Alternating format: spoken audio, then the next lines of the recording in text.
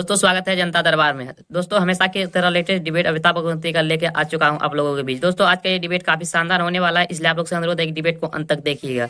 Debate में आप लोग को काफी मजा आने वाला है, इसलिए आप लोग वीडियो को फुल देखिए। चलिए डिबेट को स्टार्ट करते हैं। अच्छी तरह सुनिए, धमाका है ये।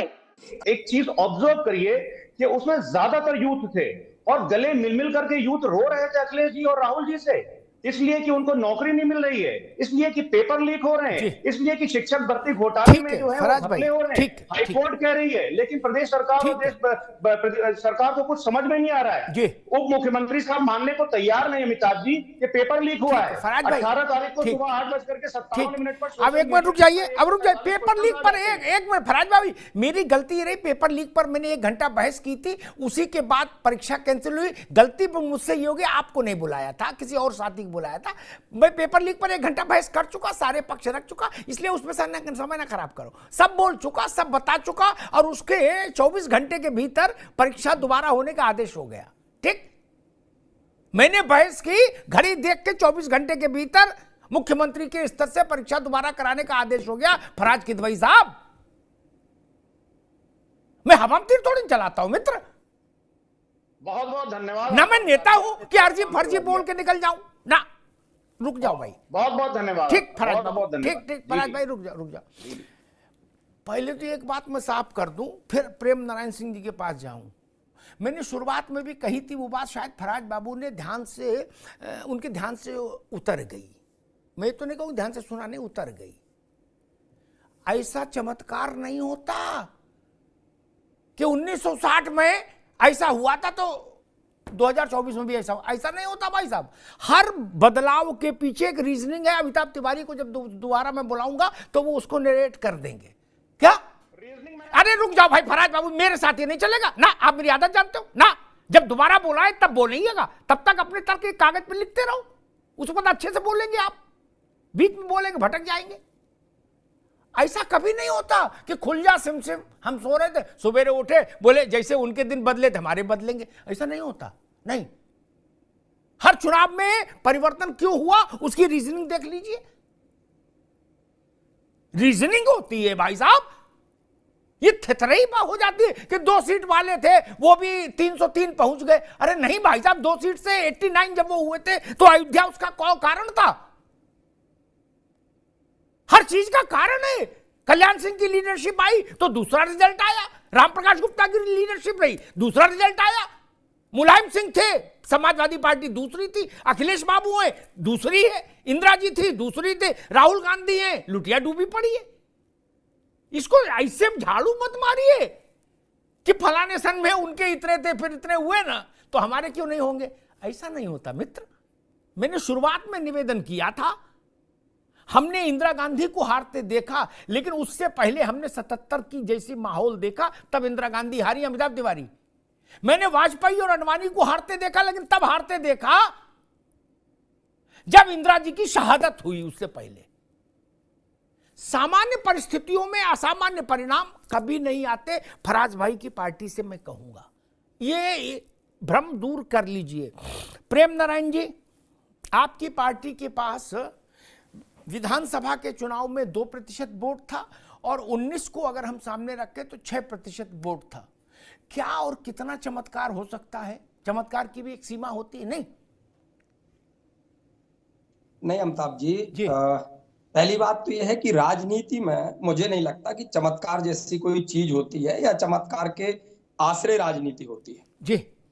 राजनीति में जो प्रमुख कारक होता है वो आम जन यानी कि जनता होती है जी। जनता के सामने एक परसेप्शन बिल्ड किया गया 2014 के बाद, 14 के पहले, जो वर्तमान में सरकार है वो भ्रष्टाचार से बिल्कुल आकंठ में डूबी हुई है, आकंठ तक भ्रष्टाचार कर रखा है जी। महंगाई इनके कारण है, अब महंगाई चरम पर है जी। जनता के सामने बताया गया कि जिसका जहां मतलब रुपया गिरता है वो सरकार गिरी हुई होती है, इसलिए वहां का रुपया गिरता है।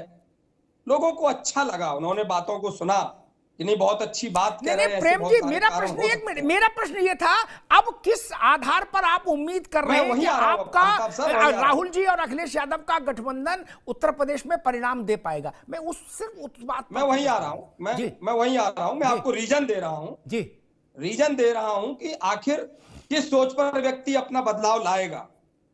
तो जब यूथ से लेकर के, मजदूर से लेकर के, किसान से लेकर के, कर्मचारी से लेकर के सभी की तरफ ये लगा कि नहीं नहीं अभी तक जो होता रहा है वो ठीक नहीं था, लेकिन मोदी जी आएंगे और फिर वो तिलिस्म करेंगे और बहुत कुछ आ जाएगा, वो अच्छे दिन आ जाएंगे।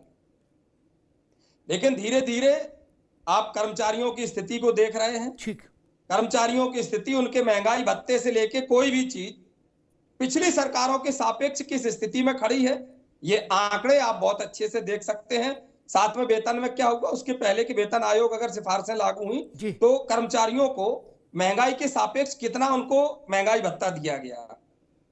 दूसरा, युवा जो देख रहे थे कि हमारे लिए प्रतिवर्ष 2 करोड़ रोजगार आएंगे जी, उन्होंने ये देख लिया कि कोर्ट के आदेश के बावजूद उत्तर प्रदेश में नियुक्तियां नहीं हो रही हैं।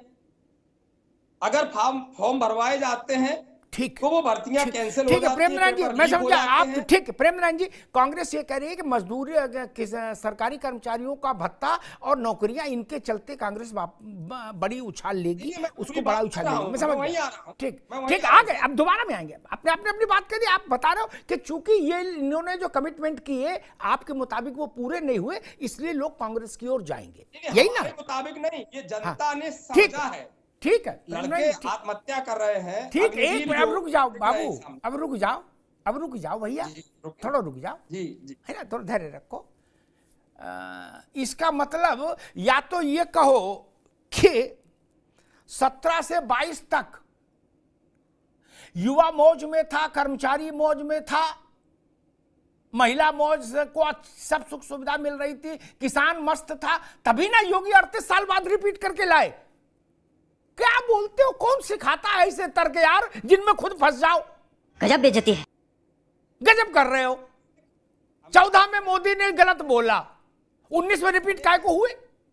जब आपके हिसाब से सब गलत हो गया, सब जगह दुख का सैलाब आ गया, समुद्र आ गया, तो 19 में कैसे जीत गए? और जीते नहीं, पिछली बार ज्यादा सीटें जीत गए। आपने हमेशा गरीब की लड़ाई लड़ी तो आपके वोट परसेंट रह गए 2। ये तो सोचो महाराज। नहीं, आपकी बात पर कौन यकीन करेगा? राहुल गांधी चुनाव हार गए अमेठी में और फिर आप कह रहे हो कि इसलिए हम जीत जाएंगे। ये सोचना पड़ेगा, ठोस बात रखो। अब रुक जाओ, दोबारा में आएंगे। तो दोस्तों आज का डिबेट यहीं समाप्त करते हैं। आई होप कि आप लोग को बहुत अच्छा लगा होगा। अगर अच्छा लगा तो एक लाइक एंड चैनल को सब्सक्राइब कीजिए। साथ में आप लोग कमेंट बॉक्स में अपनी राय जरूर बताइए। चलिए मिलते हैं कोई नेक्स्ट डिबेट में, तब तक के लिए जय हिंद, जय भारत, वंदे मातरम।